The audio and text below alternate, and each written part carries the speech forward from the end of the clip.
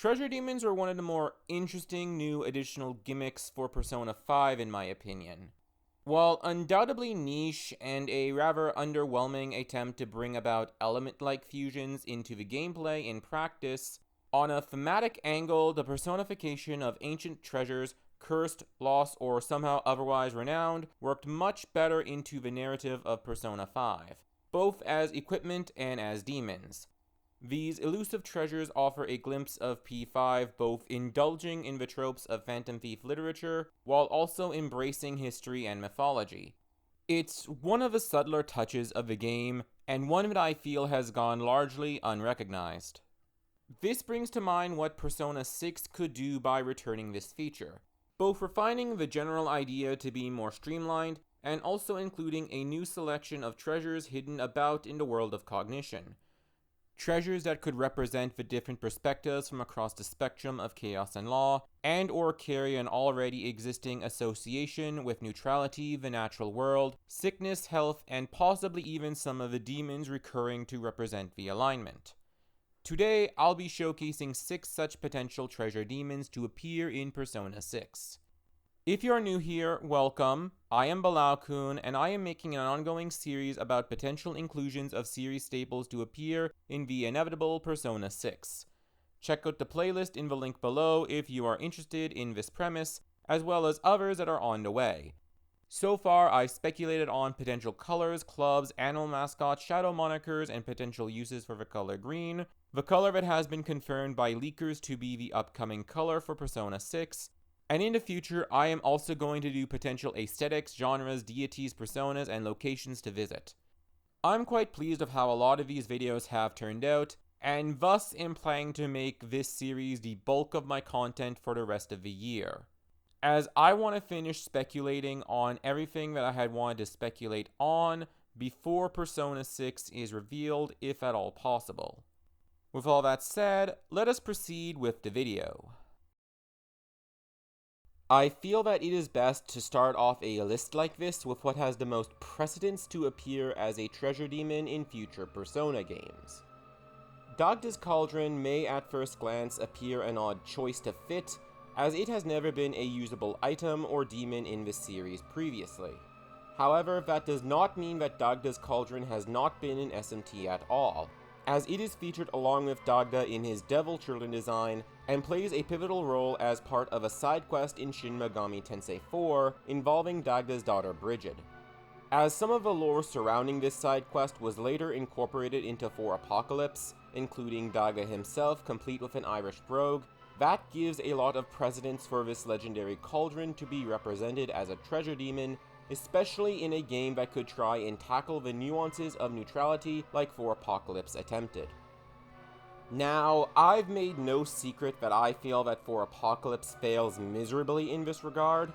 The game's critiques of Chaos and Law feel hollow as they are rooted in the bias of neutrality being the objective good, as opposed to actually exploring the uncritical devotion to an ideology, blinding people to its detriments and the parallels it possesses to the forces they are in opposition to. The very trend that the narrative insists upon as the reason to go neutral. But, for better or worse, this is a neutrally aligned game that tries to explore a new perspective rooted in neutrality, and in doing so, it introduces some unique ideas that I would like to see explored more thoughtfully in the future. And as Persona 6 is likely to invoke at least some of neutrality's associated concepts, this does invite a legendary relic belonging to perhaps the most confrontational, idealistic, and hypocritical of said alignment's advocates to play at least a semi-pivotal or at least thematic role as a treasure demon.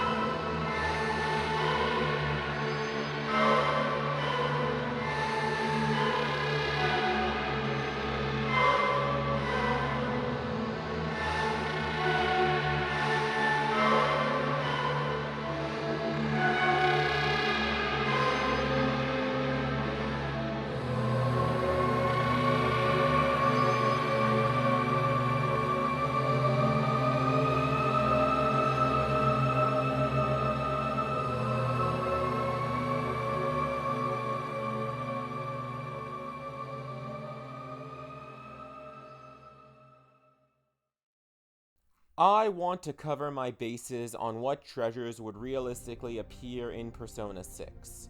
And judging from the combination of lost treasures, historic relics, cursed accessories, supposed possessions of the gods, and even the New Age spiritual/conspiratorial Atlantean metal Orichalcum, as well as the returning crystal skulls in P5, a similar trend of diversity from these categories are likely going to be what appear in P6 should treasure demons return. These concepts combined also work to showcase the demons of SMT as a whole in miniature, given that the demons and shadows originate from these same sources. In fact, weapons and objects that could work as treasure demons have even appeared as demons and their accessories before, with Dagda's Cauldron being one such example and covering one of these categories. Given the prevalence of crystals as a minor gameplay element in most games, the occult practice of crystal healing going from relatively fringe to fairly well known and commercialized in recent years, and their prevalence as jewelry in the real world, particularly as treasure demons in the original, I'd say that it is a safe assumption that jewelry overall will make up the plurality of treasure demons in future games, and will thus be likewise given prominence in this list of hypothetical treasures as we work to fill out the aforementioned categories. Crystals more broadly, and how they work in both the context of gameplay and as represented through the lens of history, mythology, and crystal healing, could work as their own video, perhaps done when I've actually engaged with their use far more in SMT than I have at present. But to roll with this connection and yet keep the overlap between lost treasures and gemology relatively focused, I'd like to narrow the topic a bit and bring attention to the 5 cardinal crystals, so named because they were once very rare and highly valuable in the old world, and thus make up a great magnitude of the world's tragically forgotten treasury, our second category of lost treasures. These 5 crystals being amethyst, emerald, ruby, sapphire, and diamond, which were the gems of multiple treasure demons in Persona 5 that overlapped into the category of cursed accessories. While amethysts have since been reclassified as semi-precious due to large deposits being abundant in the New World, the remaining 4 remain highly prized and in high demand by gem enthusiasts, collectors, and appreciators of fancy accessories, and are also notable for being the adorning jewelry of many historic relics with great cultural and spiritual significance. Something which I'd like to highlight. My second hypothetical treasure demon is one such cardinal crystal of renown, one tragically lost to history, and a very thing that I drew for this video's thumbnail in fact. The Ruby Bell of Liberty. A ruby carving of the Liberty Bell in Philadelphia, with a great bird enveloping it, carved from the largest mined ruby in the world from East Africa for the United States of America's bicentennial in the 1970s. However, in 2011, the bell was stolen from a jewelry store in Delaware, and while 4 men have been arrested and indicted for the heist, police have little hope that the Liberty Bell ruby will ever be recovered. Its loss a tragic reminder that nothing is safe from being stolen, no matter the security and cultural importance.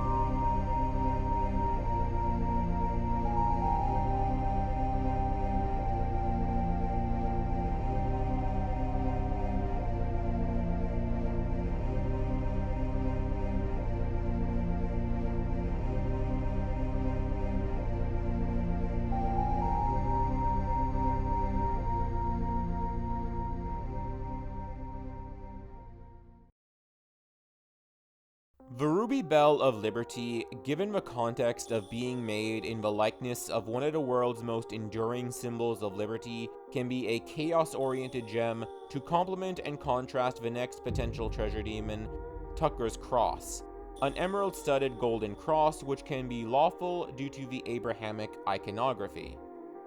Neutrality, whether shown in the narrative or not, is often said to be a balance between the extremes of law and chaos. And so having two gems represent each of these alignments, and possibly even translating this into gameplay by having both be available in the same palace but only appear depending on the equipped persona, or some other alignment-induced factor, could work as a subtle nudge in that general direction.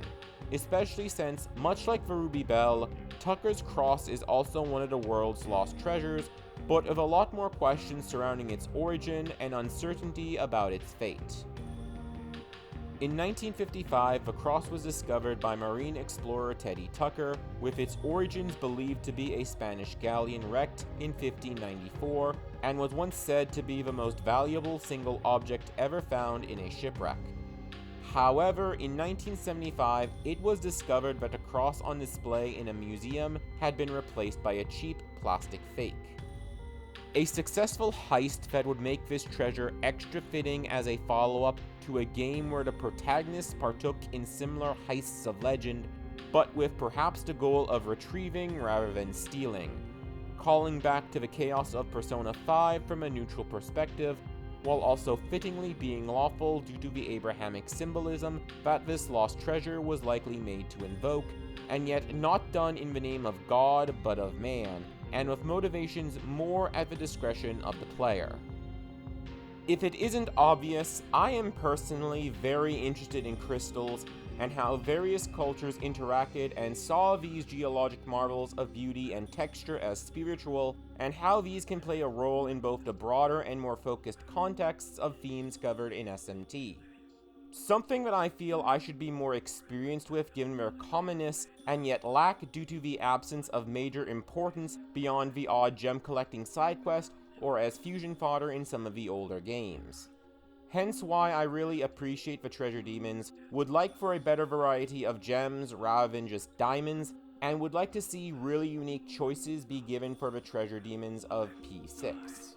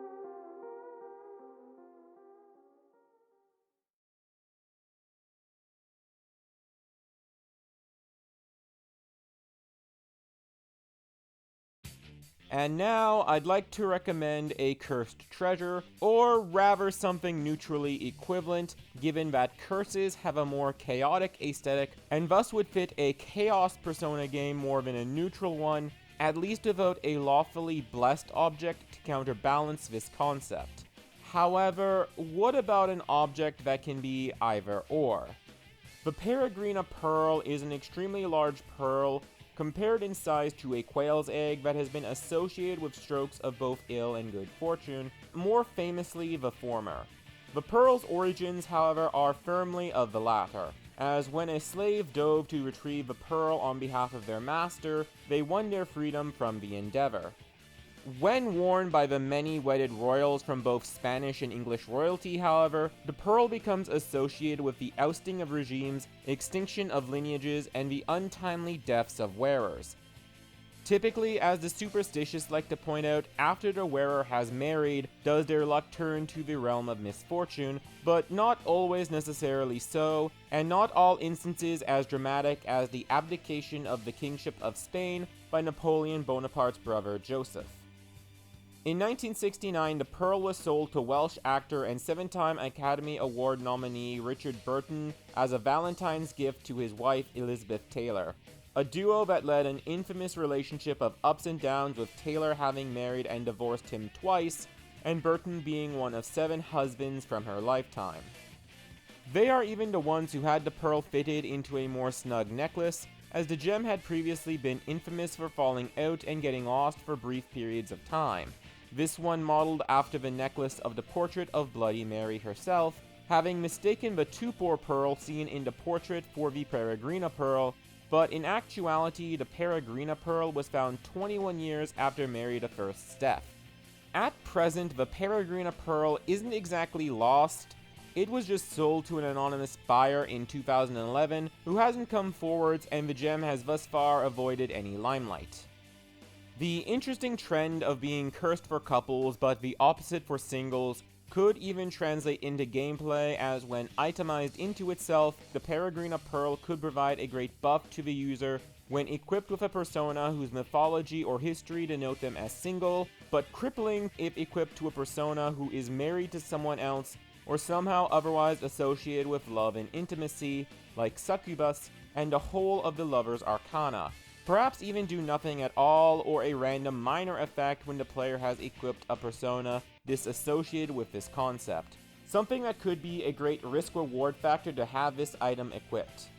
To give an example, when equipped with, say, Jeanne d'Arc, who was single at the time of her death, the effects could be doubling SP, reducing the cost of spells, always nulling insta-kills, or an increased likelihood of landing a critical hit. Whereas when equipped with, say, Odin, who is married to the goddess Freya, all physical skills could cost extra HP and magic costs extra SP, the player could receive extra damage from certain attacks, and be more prone to be hit by a critical. While this might require a bit more work in balancing the late game roster, I do feel that this sort of risk-reward system is really interesting and worthy of consideration. If the work of coding the pearl to have a negative or positive effect on certain specific demons is too demanding, then alternatively P Studio could work to have a different effect depending on the demon's arcana, which is already coded within the game, and thus may be less of a stretch to implement this sort of gimmick. Alternatively, instead of the persona affecting the situational boon or bane, it could instead change effects depending on the enemy formation, which would be a lot more situational and be more of a sort of thing best applicable to a potential challenge run. But my main point is that the potential for this sort of item is endless, and as I feel that Persona games can be too easy, handicaps and chaos factors are something that should be really included to better balance the game and make it far more challenging on hard mode, or at least make it more interesting to play on challenge mode.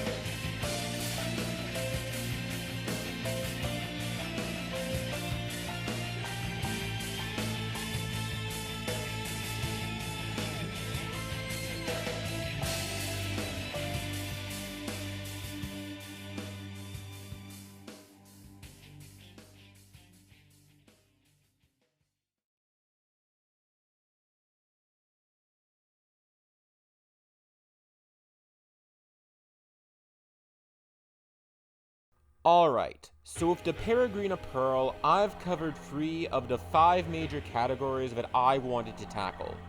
Lost treasures, the mythological belongings of deities, and cursed accessories, leaving us with something associated with New Age spirituality and or conspiracy theories, and a historic relic not lost to time to be the potential treasure demons of Persona 6.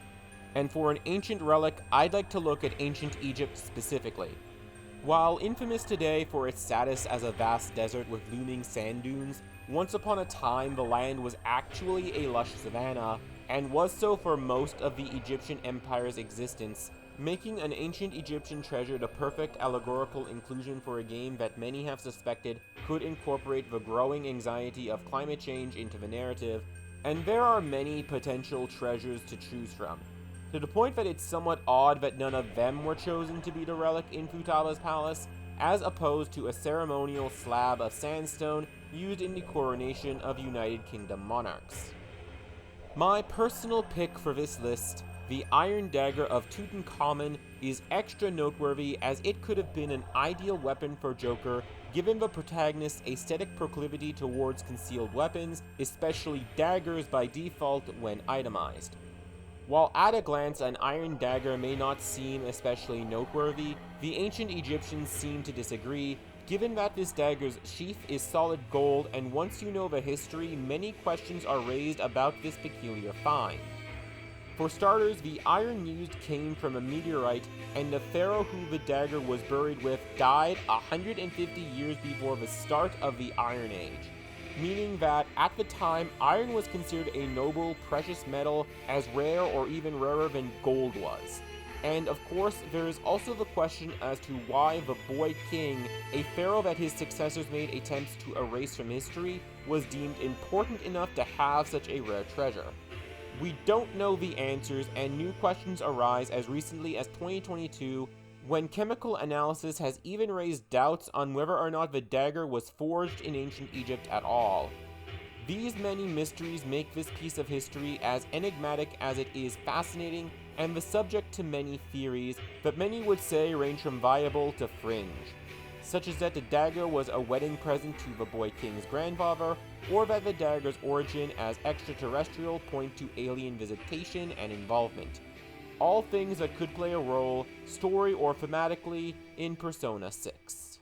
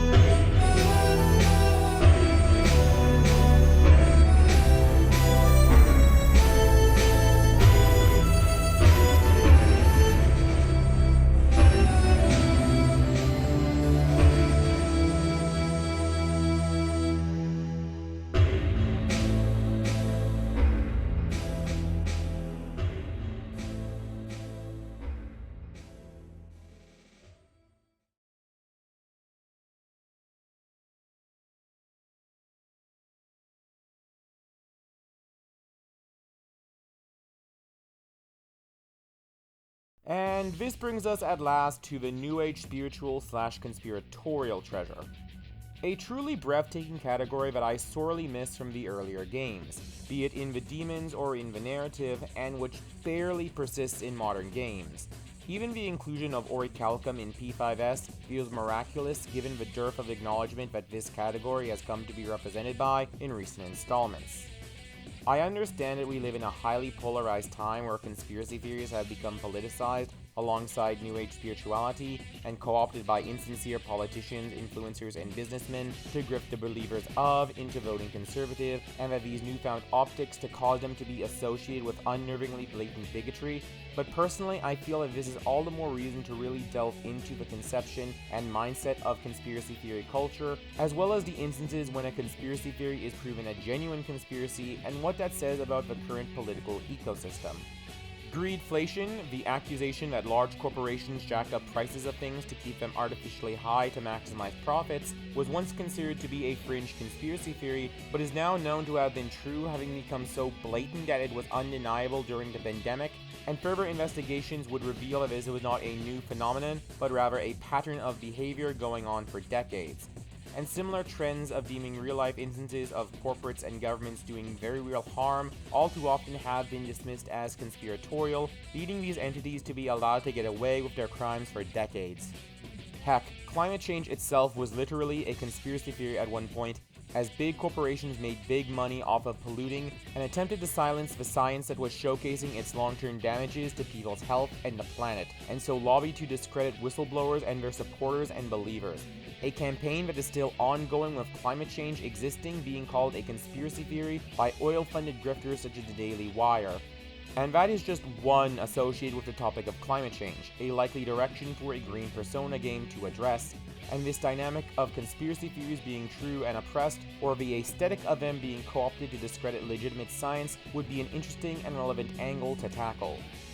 However, if so, what is going to be the treasure demon? Something associated with conspiracy theory culture to one extent or another, so as to be relevant to this hypothetical social commentary. After all, a conspiracy theory is an idea more so than a physical object. Well, much like the crystal skull, conspiracy theory culture also tends to and overlaps quite a lot with the idea of out-of-place artifacts or oparts. Strange instances of archaeology, sometimes forgeries, sometimes legitimate, that appear to either show forward knowledge impossible for the time period, or from a part of the planet entirely inaccessible from the locality at that point in history. And these oparts often do invoke an associated conspiracy-like narrative, such as ancient contact with Atlantis, aliens, or mythological stories like the massive world-ending flood occurring in real life, sometimes on other worlds.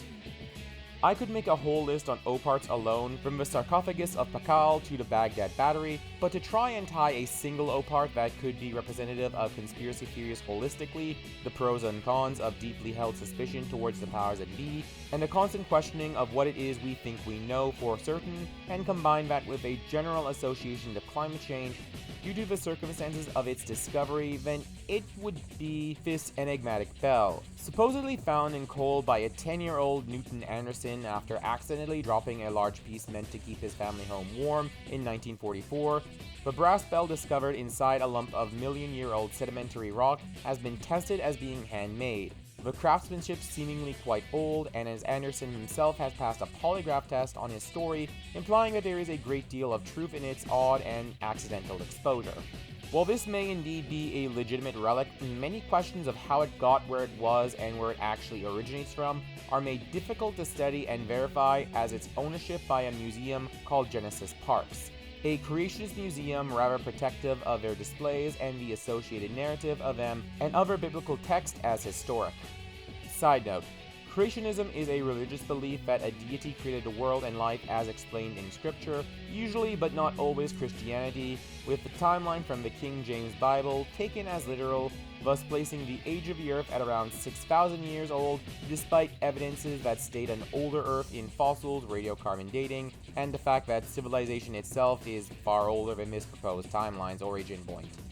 Heck, coal itself, given the mechanism by how it is formed and how long it takes to do so, preclude young Earth creationism as a possibility. the details of which work to inform how the coal mining industry operates, and while an attempt to circumvent this and follow a more biblically oriented worldview failed miserably. Something which makes the discovery of this spell within all the more perplexing. While not a conspiracy theory by itself, creationism is tangentially associated with the broader idea, as it tends to foster suspicion towards secular practices as being spiritually motivated, and the empirical evidence obtained as religious dogma, which creationists like to strawman and lump together as a singular religion they call evolution, even if the science they are denying has nothing to do with biology. And born from this skepticism includes a general paranoia that their collections of proof, including the spell and other oparts, could be taken away and replaced with forgeries so as to maintain the conspiracy of secular institutes attempting to undermine Christianity with evolutionism, creating a bureaucratic hurdle so as to study it and acquire answers about where the bell truly came from. Many online have speculated that this is a hoax, given that most of the general information relating to the bell is exclusive to a creationist website, that the NAA testing done to deduce the bell's chemical composition was done by a noted creationist, the late Dr. John D. Morris, who was well known for many factual errors in fields that he had no education in his quest to validate creationism. And notably, the timeline that Genesis Parks gives to the bell's discovery actually places Morris's analysis to a time when he was a student working towards his PhD and before he joined the Institution for Creation Research.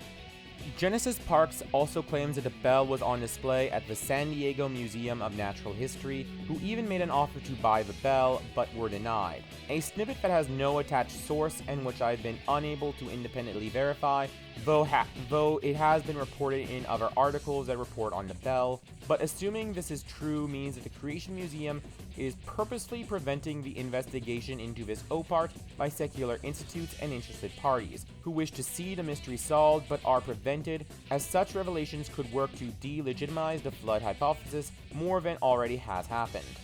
The creationist explanation for this opart, as given by Genesis Park's website, is that Noah's flood, a worldwide catastrophic event 4,400 years ago, is responsible for the geologic timescale, all levels of strata in places like the Grand Canyon, all or at least most fossils and their distribution, and the existence of all substances born from fossilization such as coal, oil, and chalk.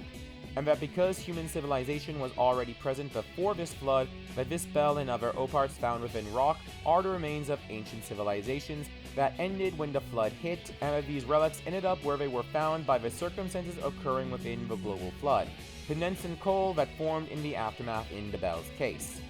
This is impossible for a number of reasons, not the least of which being that the stimuli needed to create coal would have melted the bell proper, and recorded history which makes no reference to any such flood, and goes back long before the 6,000-year timeline that the Bible states is the origin of the Earth.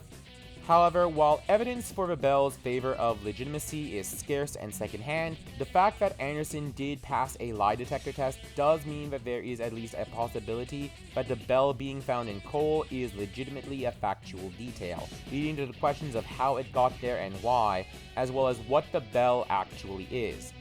Questions that, unfortunately, could remain unanswered unless some more studies are done on the bell proper, and it is this strange mix of uncertainty of origin, yet likely factual, bizarre circumstances of discovery, obscured by a religious motivation that makes this bell so fascinating to me personally, and I hope to one day see this bell be rightfully studied, and the questions of what is true and not be clarified, and really, it is the stories and circumstances like these that make oparts so interesting in the first place.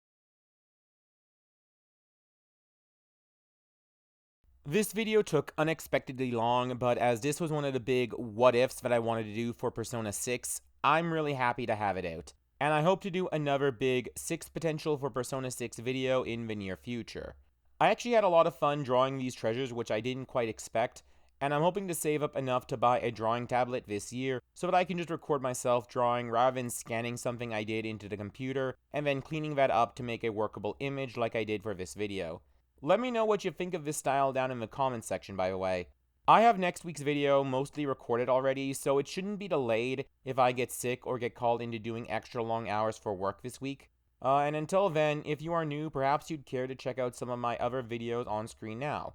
One is something that I personally recommend, and the other is something from the algorithm. Hopefully one or the other will catch your fancy. Until next time, have a great week.